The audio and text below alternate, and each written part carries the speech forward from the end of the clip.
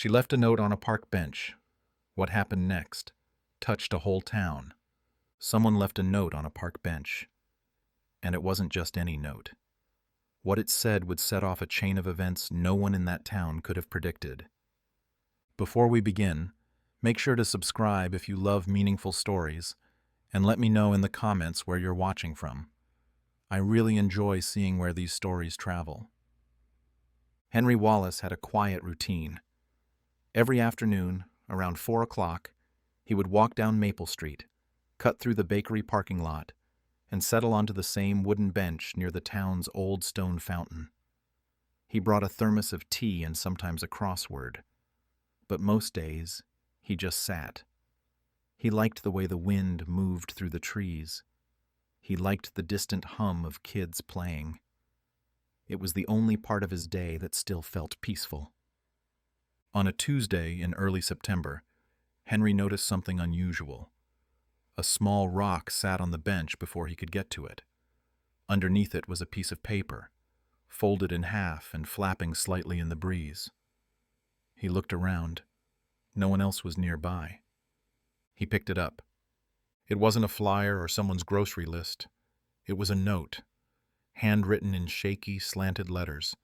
Just one sentence. "If you're reading this, I need help. M." Henry read it again, slower this time. There was no phone number, no date, no explanation. It wasn't signed with a full name, just M. He looked around again, half expecting someone to come running back to claim it. No one did. All he could hear was the water splashing into the fountain and the occasional sound of a car rolling by in the distance. He sat down, the note still in his hand. The words stayed with him. Not just what they said, but how they were written. The "I need help" part wasn't scribbled in a panic. It looked deliberate, like someone had thought hard about writing it. Like they were scared, maybe ashamed, but still hoping someone would listen. Henry folded the note and put it in his pocket. He didn't know what else to do. That night, he placed it carefully on his kitchen table. He stared at it while he ate dinner. Then again as he rinsed his plate. He even took it into the den and set it next to his chair while he watched the evening news. He couldn't stop thinking about who wrote it. By the next morning, he knew he couldn't keep it to himself. He walked to the library. Maria, the librarian, had known Henry for years. She saw him come through the front door with a look on his face that wasn't quite worry, but wasn't peace either. "You all right?" she asked, shelving a stack of returns. "I found something yesterday," he said, "at the park." She followed him to one of the side tables, where he laid the note out gently, like it was something fragile. Maria read it in silence. After a minute, she looked up. "This is real." He nodded. "Do you think it's a joke?" "I don't," Henry said. "It doesn't feel like one." They both stared at it for a moment longer. Then Maria said, "Let's not ignore it." She walked over to the front desk, opened the drawer where she kept extra paper and thumbtacks, and started writing a reply. Not to the original author directly, but a message to whoever might have left the note. It read, "To M, we heard you. You're not alone. If you see this, we're listening." They pinned it to the community board next to the local event flyers. Henry stood there for a few minutes after Maria walked away, just staring at that board. He didn't know if M would ever see it. He didn't even know if M was still in town. But something about putting the words up in public made him feel better. When he left the library that day, he went back to the bench. The note was gone. The next day, the note was back, but it wasn't the same one. Henry arrived at the park right on time, like always. His thermos was still warm in his coat pocket. The weather had cooled overnight, and the trees above the bench were just starting to show signs of turning orange at the edges. He saw it before he even sat down. Another piece of paper, folded in half again, held down by the same small rock. He looked around the park. A woman jogged by with headphones. A dad helped a little girl on the swings. but no one was watching the bench. No one looked suspicious. It was just there, waiting. He sat down slowly and picked it up. This note was different. It said, "Thank you. I don't know what else to do." No name, no signature, just those 8 words. Henry sat with the note in his lap, heart thudding a little faster than usual. It was M again. It had to be. The handwriting matched, still slanted, still careful, still holding something heavy beneath each stroke of the pen. He read the note again and again. This person, whoever they were, had come back. They'd seen the sign at the library, or maybe they just noticed something in the air, something that told them they hadn't been ignored.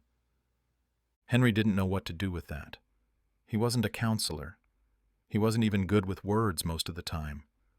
He was just a man who liked quiet places. But now he was part of something, whether he meant to be or not. He folded the note and tucked it inside his coat. After sitting for a few minutes more, he stood up and walked back toward the library. Maria was at the front desk. "There's another one," he said. She looked up. "Really?" He nodded and handed her the paper. She read it, slower this time. Then she sighed and set it down gently. "They're trying," she said.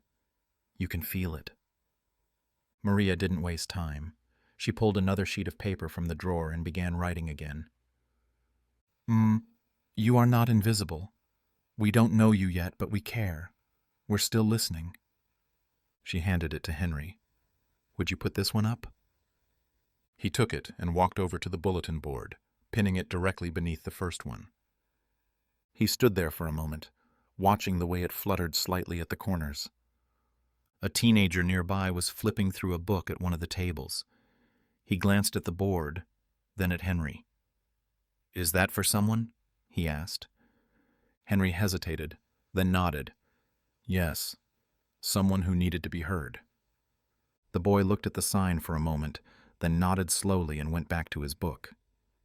But Henry saw the way his eyes lingered, like he was thinking about it, maybe even wondering if he knew M. The next morning there were 2 notes on the bench. One was from M again. It said, "I come here because it's the only place I can breathe. I lost something, and I don't know how to find it again." The second was from someone else, a different handwriting, blockier letters. It read, "Whoever you are, don't give up. You matter. We've all been lost before." Henry stood there for a long time. He didn't sit. He didn't open his thermos. He just looked at the 2 notes side by side. This was bigger now. Someone else had responded. A stranger. And it hadn't been asked of them. They just did it. He took both notes with him to the library. By the end of the week, there were 6 notes on the bench. Some from M. Others from people who'd read the first 2. A few said things like, "You're not alone," or "This bench is safe now." One simply said, "I've been where you are. Please stay." People were beginning to notice.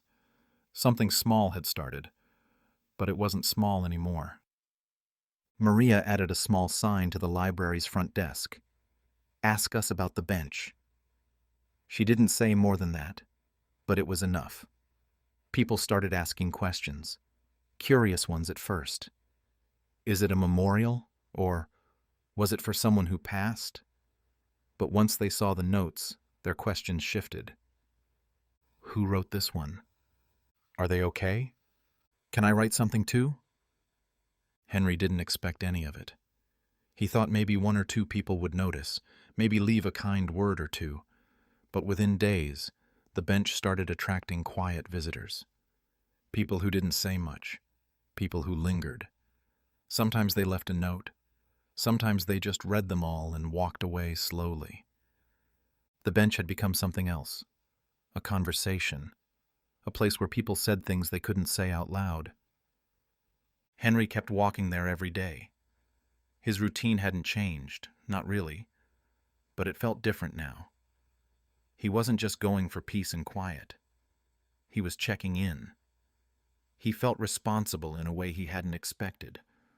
On Thursday afternoon, he found a note that made him stop in his tracks. It read, "Today was almost the day, but it wasn't. Thank you for that." No signature. Same handwriting as M. Still the same pain underneath it. But now it carried something else, too. A flicker of light, maybe. Or at least the absence of darkness, for one more day. Henry took it to the library without a word. Maria didn't ask. She just read it, pressed her hand to her chest, and closed her eyes. That night, Maria posted about the bench on the library's small social media page. She didn't share the actual notes, just the idea. That someone left a cry for help, and a town responded. That words mattered. That kindness could begin quietly and still change everything. She ended the post with a sentence. "If you ever need to leave a note, the bench is waiting." At first, nothing happened. But the next day, Jasmine saw it. She was a barista at a coffee shop 2 blocks from the park. 28 years old, bright smile, always quick with a joke. But behind that smile was her own story. One she didn't share often. One that came rushing back when she read Maria's post on her lunch break. She printed out the post and folded it into her apron pocket. After work, she walked to the park.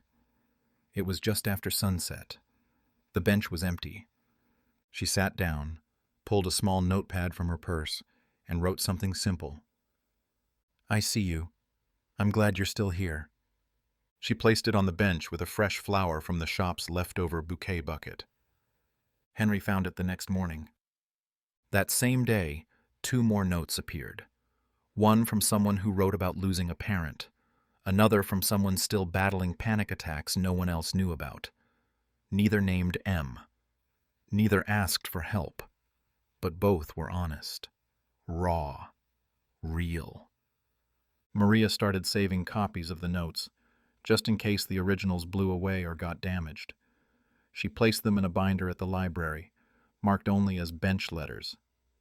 By the end of the week, there were 23. Local kids started coming by after school. A few would sit and read. Some would write a message. Others would draw hearts, or leave stickers, or even snacks. One boy left a pack of gum and a note that said, "Hope today is easier." No one was organizing any of it. No one was in charge. But somehow it was working. Henry sat on the bench late one Friday afternoon, watching a young couple stop, read a few of the letters, and then just sit in silence for a while. They didn't talk. They just held hands and looked at the notes. This wasn't about one person anymore. M had started it, yes, but the bench belonged to the town now, and the town was listening. By Monday morning, the bench wasn't just a bench anymore. It was covered in words, scraps of notebook paper, torn envelopes, stationery, sticky notes, some tucked under the rock that had held the first letter, others carefully folded into the cracks between the slats of wood, one taped gently to the armrest. Some notes were short, a few words, a single sentence. Others were longer, wrapped in paragraphs that looked like they'd taken courage to write. Henry stood in front of the bench that morning and just stared. He didn't sit. He didn't open his thermos. He read. One note said, "I didn't think anyone would understand. I was wrong." Another said, "I come here after my chemo appointments. I don't talk to anyone, but I read everything. Thank you." Henry didn't know how to respond to that. Not exactly. He wasn't used to being part of something so open, so vulnerable. He looked around the park. Someone was pushing a stroller, a teenager skateboarded by, and he wondered how many of them had written something, or were thinking about it. By noon, Maria had taped a laminated sheet to the back of the bench, just above the slats.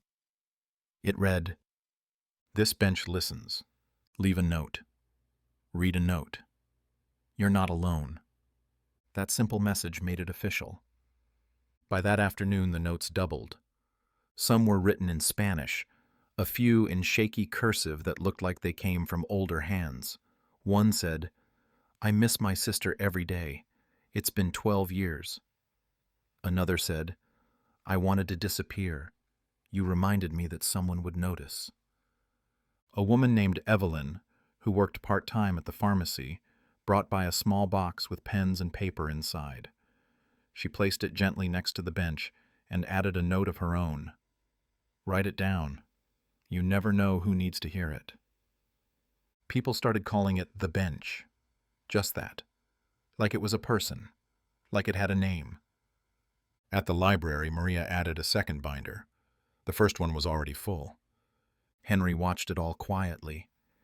He still came every day, still sat in the same spot, still brought his thermos. But now, almost every time, someone would walk by and say something.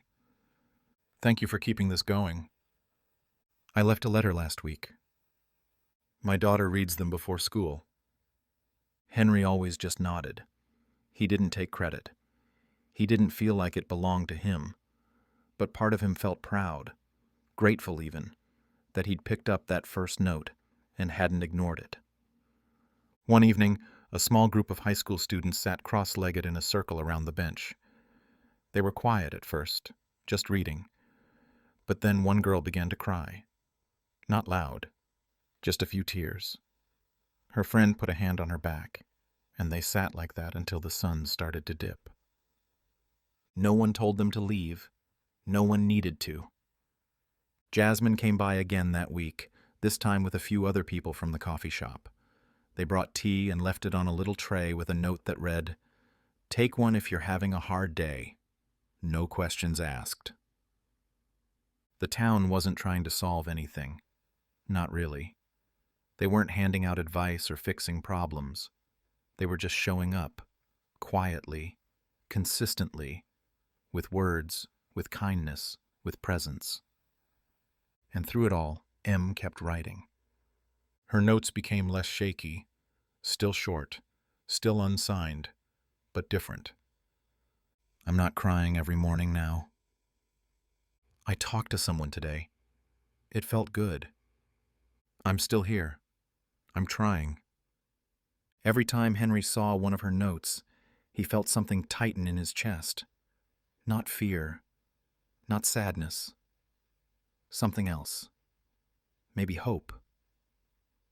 By the end of the week, someone left a small wooden plaque on the bench. Carved into it were just 3 words. "You were heard." And that was enough. By now, the bench wasn't just known in the park.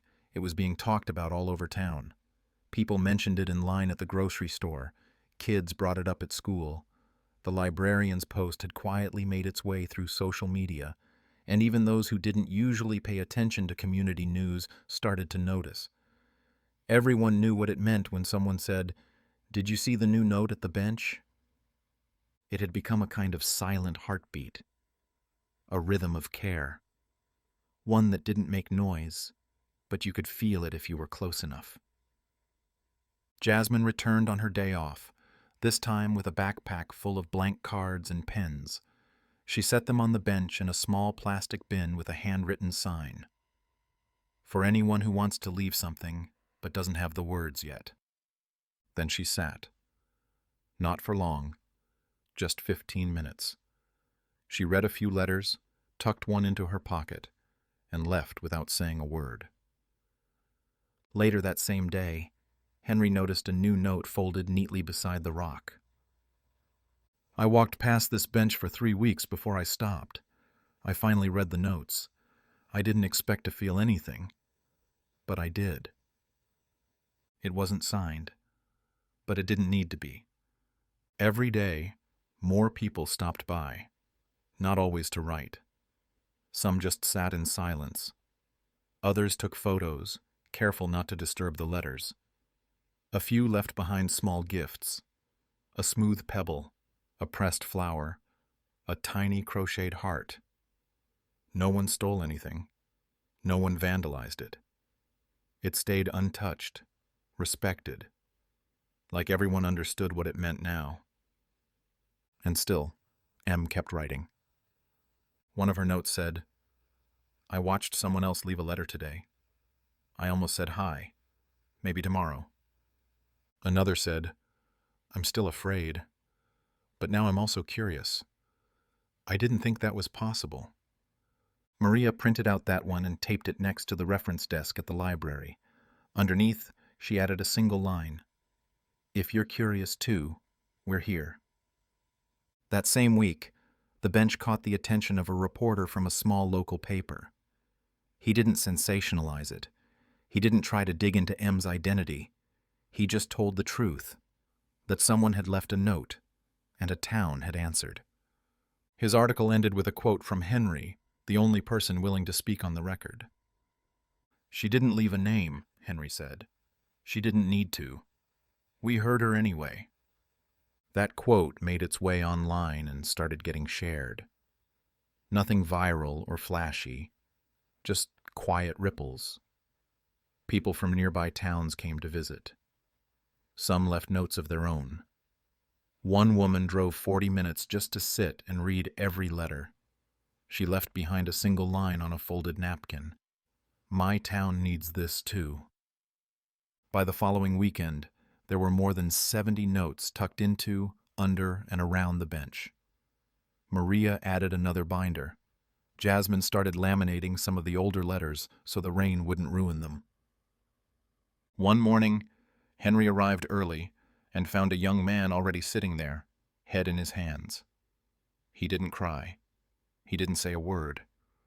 But after a few minutes, he looked up, gave Henry a small nod, and walked away. In his place was a note that said, "This helped me more than anyone knows." And still, M kept writing. Her notes had changed. Still honest. Still fragile.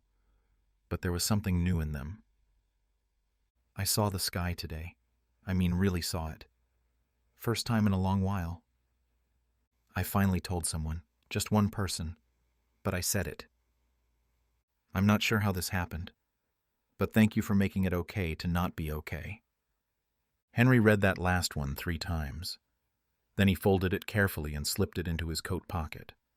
Not to take home, but to protect it from the breeze. He waited for Maria to arrive so they could store it safely. This wasn't just about M anymore. It hadn't been for a while.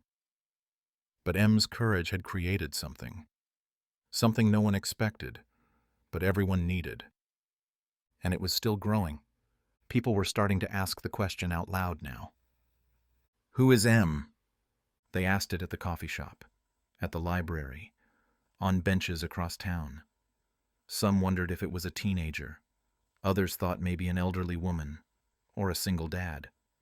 A few thought it might be someone no one knew at all, someone just passing through who happened to stop in that park at the right time. But the truth was, no one knew. And that became part of what made the bench matter so much. Because M could be anyone, and everyone. The more the town read her words, the more they recognized pieces of themselves in them. There were still new notes from M, though they didn't come every day now. Sometimes a week would pass, sometimes more. But when they came, they were unmistakable. Her handwriting had grown steadier, her words less uncertain. "I thought healing would be loud. It's not. It's quiet. It's slow. But it's happening." The bench had become a living conversation. One person would leave a story. Another would write back. And it wasn't just about sadness anymore. There were letters about joy, too. Small moments. Little victories. "I got out of bed 3 days in a row. I said no for the first time in years. My daughter told me she loved me and I actually believed it." Maria created a small mailbox beside the bench. Nothing fancy. Just a weatherproof box with a label. "Leave a letter. Take what you need." Every couple of days, someone from the library or a volunteer from the high school would collect the notes, archive them, and replace any that had gotten wet or worn. Henry watched it all with quiet amazement. The park felt different now, not just because of the bench, but because of what it meant. Strangers made eye contact more often. People stopped to help others carry things. Kids ran past the bench but didn't mess with the letters. Even the dogs seemed calmer.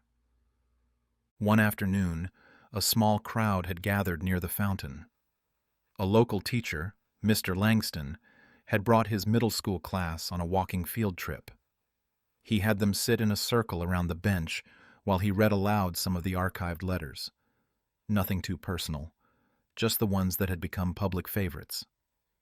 He asked his students, "What would you write if you knew someone would read it and understand?" The answers surprised everyone. "I'd write that I miss my grandma." "I'd say I'm scared about high school." "I'd say I want to be better than I've been." A few days later, several of those students returned after school. They left short notes. One said, "I was here. I felt seen." At the same time, something unexpected happened.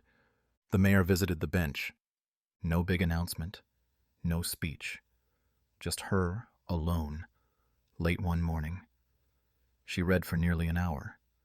Afterward, she went to the library, spoke with Maria, and quietly asked, "Is there something we can do to keep this going long term?" Maria nodded. She already had ideas. Soon after, the town approved a small fund to preserve the space. A local woodworker offered to replace the bench with a sturdier one. Same design, same feel, just stronger. Someone else volunteered to build a covered awning so the notes could stay dry when it rained. They didn't call it a memorial. They didn't name it after anyone. It remained simply the bench.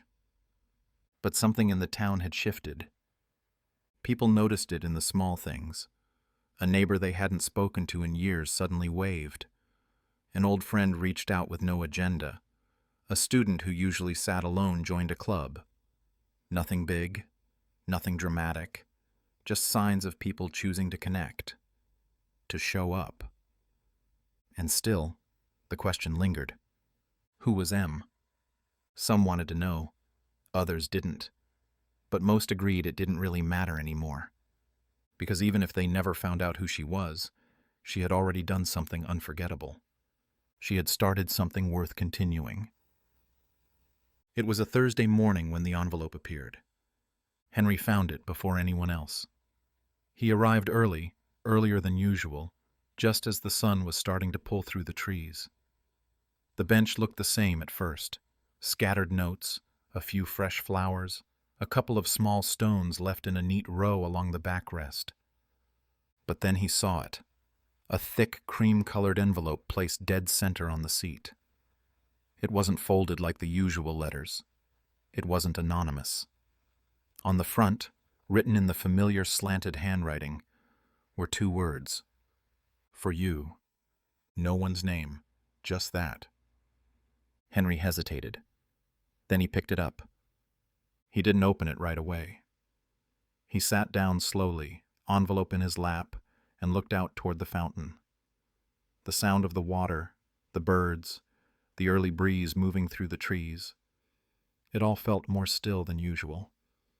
After a few minutes, he unfolded the flap. Inside was a letter. Not a sentence, not a line. A full letter, front and back. He started reading, and almost immediately, he knew. It was her. It was M. She began by explaining that she hadn't intended to write again. Not like this. But she had been sitting across from the bench one afternoon, watching strangers read the notes, and realized something had changed. Not just in the town. In her. She wrote about the day she left the first note. How scared she'd been. How small she'd felt. How invisible. She didn't give her full name. She didn't talk about where she lived. But she did talk about why she wrote that first message. She had lost her daughter, not recently, years ago, but it never stopped hurting. The grief had followed her everywhere. People stopped asking how she was after a while. She learned how to smile in front of others, how to go through the motions, how to make it all seem fine. But it wasn't fine. Then one day, she walked through the park and sat at the bench. It was quiet. She could hear her own breath again. She sat there for an hour, then left the note under the rock and walked away without looking back.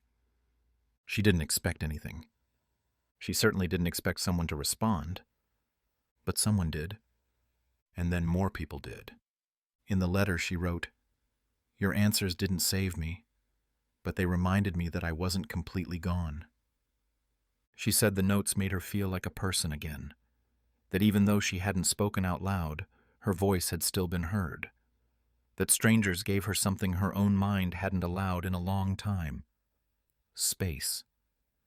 She talked about walking by the bench weeks later and seeing other letters, notes from people she didn't know, who didn't know her, but who understood her pain. She said that's when she started writing again. Not just at the bench, but at home, in journals, in emails she didn't send, in little notes to herself stuck to the mirror. "I'm still grieving," she wrote, "but now I'm grieving out loud." Near the end of the letter, she thanked everyone, not by name, but by gesture. To the man who left the quote about staying. To the teenager who said, "I've been there." To the child who left a sticker with a happy face and a note that read, "I hope you smile again." She said, "You gave me a reason to stay one more day, and then one more, and then another, until I realized I wanted to keep staying." Henry sat with the letter for a long time.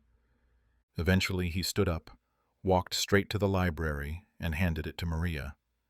She read it at the reference desk, silently, her eyes welling up with quiet tears. She didn't say anything for a long time. Then she whispered, "She came back." They made copies of the letter, not to post online, not to publish, just to preserve it. One went in the archive, one stayed in a small frame behind the library desk, and one, carefully laminated, was returned to the bench. They didn't display it front and center. They placed it gently under the wooden plaque that read, "You were heard." People came by and read it, slowly, respectfully. Some left flowers. Others added their own letters in response. Not advice, just recognition, stories, pieces of themselves. That week, someone left a note that simply said, "Thank you for showing us how to survive." And somehow, those words felt like they belonged to everyone. The letter changed everything. Not because it revealed M's name. It didn't. Not because it solved a mystery. It hadn't. But because it made what had already been happening feel real in a way no one could deny anymore. People had been writing letters to a stranger. Some had done it out of curiosity, others out of their own need. But now, the town knew. Someone had been listening. Someone had been changed. And her letter wasn't a goodbye. It was proof that connection, even between people who never meet, can matter more than anyone imagines. The bench was full the next morning. Not crowded, just steady. One person would stop and read, then quietly walk away. Another would sit down, leave something folded beneath the rock, and leave without looking back. No one lingered long. It wasn't a place for talking. It was a place for understanding. Maria added a new sign to the mailbox. "Need to talk? We have people who will listen." She included a short list: local counselors who volunteered to help, a phone number to the community center, and a reminder that the library now hosted a drop-in support hour every Thursday evening. Free. No appointment needed. Just a room, some chairs, and someone willing to listen. The first week, only 2 people came. One spoke, one didn't. By the third week, there were a dozen. People shared in their own way. Some spoke about grief, others about anxiety, anger, regret. Some just sat and listened. It wasn't therapy, exactly, but it was something. Henry went once. He didn't speak, but he sat near the window and listened to every word. And he brought cookies, which somehow became a tradition. The notes on the bench kept changing, too. They weren't just written to M anymore. They were written to whoever needed them. I know it's hard to believe right now, but this feeling won't last forever. I'm proud of you for showing up. I used to cry in this park, too. You're not the only one. Some were addressed to you. Some had no greeting at all. Just open, honest thoughts. The town began to adjust around it. A local bookstore started stocking journals near the front display, labeled with a handwritten sign, "For Your Bench Stories." The high school art class painted a mural nearby, just abstract shapes and color, but it made the space feel brighter, more permanent. One parent, whose daughter had left a letter weeks ago, built a second letterbox and mounted it to the opposite side of the bench so there'd be more space for people to contribute. And still, no one touched the original envelope. M's letter stayed exactly where Maria had placed it. Visitors treated it like something sacred. Some brought flowers and tucked them beneath it. Others left drawings or bookmarks or small objects that meant something to them. Stones, buttons, folded paper cranes. Jasmine kept visiting too. She'd bring coffee, sometimes tea, and leave little handwritten affirmations on index cards. The bad days don't erase the good ones. Or, you made it through 100% of your hardest days so far. She didn't sign her name. No one needed to. One morning, Henry arrived to find a new note. It was different from the others. Not because of what it said, but because of how it was folded. Tucked into a small, handmade envelope with a heart drawn on the flap. He opened it gently. Inside it said, "You gave me a reason to try again. Not just once. Every day. Thank you for showing me the world still has space for people like me." It wasn't signed by M, but it might as well have been. Maria added the note to the archive. Binder 4, page 1. Later that week, the town paper ran a second article. This one wasn't about the mystery of M. It was about the town, about the bench, about the way people had chosen, in their own quiet way, to show up for someone they might never meet. The article ended with a quote from Jasmine. People think healing needs answers, but sometimes it just needs to be witnessed. The bench kept filling. Letters, stories, gratitude, grief. And the town kept showing up. It was a rainy afternoon when the new note appeared. The bench was empty, the usual crowd thinned out by the weather. A light mist settled over the park, and the sound of water dripping from the trees replaced the usual laughter of kids and the shuffle of joggers. But even in the quiet, someone had come. Henry spotted it on his walk, umbrella in one hand, the other tucked into his coat pocket.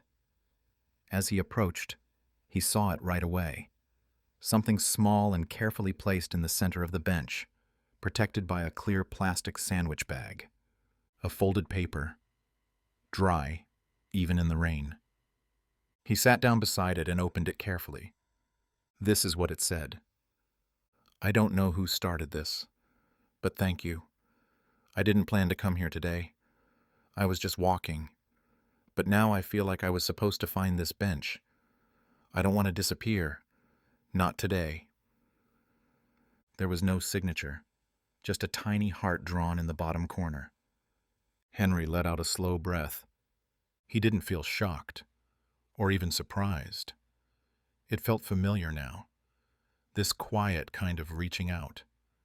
And more importantly, this town had learned exactly how to respond to it. He folded the note gently and placed it in the collection box. Then he reached into the bin beside the bench, pulled out a blank card, and wrote a reply. "You were meant to find this bench. Stay. We're here." He tucked it under the rock, the same one that had held M's first letter all those months ago.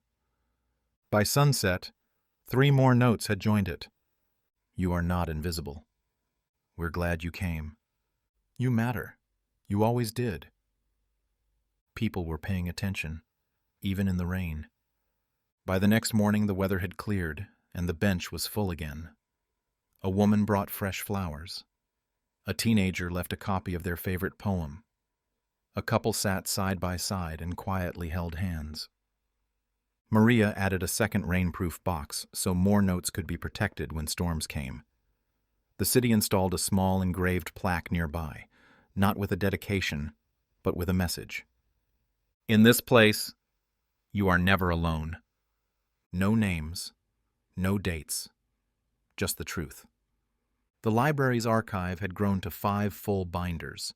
The support circle had expanded to 2 nights a week. A local therapist began offering Saturday walk and talks in the park for anyone who needed them.